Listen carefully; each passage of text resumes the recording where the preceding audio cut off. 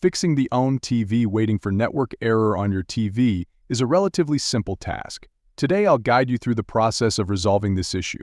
Currently, I find myself on Ometv, and fortunately it's functioning well. However, I encountered the error before, and I'll explain how you can resolve it.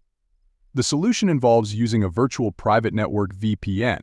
To get started, open a new browser tab and search for Warp. Warp is a VPN service provided by Cloudflare.